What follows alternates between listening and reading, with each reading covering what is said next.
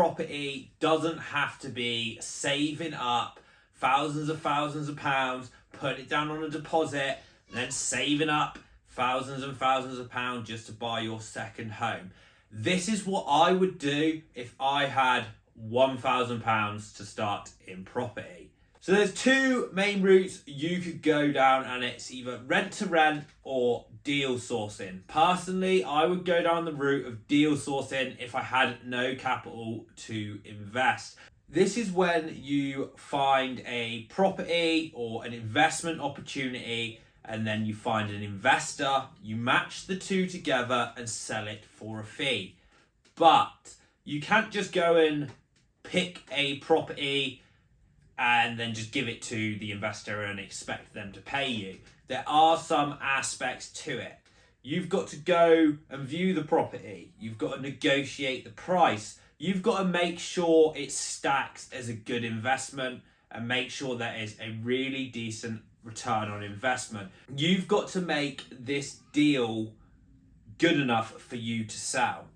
And there are deals out there. They take time and they take perseverance to actually find them, and it's going to be a lot of legwork. But this is what I would do if I had very little cash and wanted to start in property.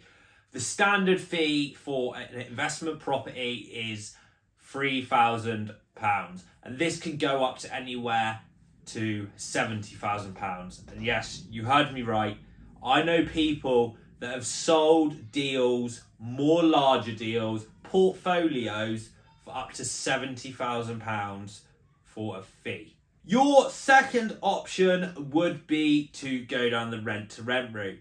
And for anybody that says it's completely no money down, you can get involved, in some aspects, yes, it's correct, but you will have to put some sort of money down. And this generally starts from around 5,000 up to 20,000, depending on if it's like a block deal, if it's loads of flats, or if it's just a single unit, but it is a low capital entry point.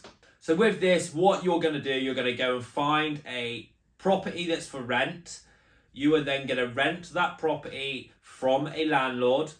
You are then going to charge a super rent. And super rent is you're going to be renting the rooms out room by room, or you're going to be renting it out on nightly stays such as Airbnb.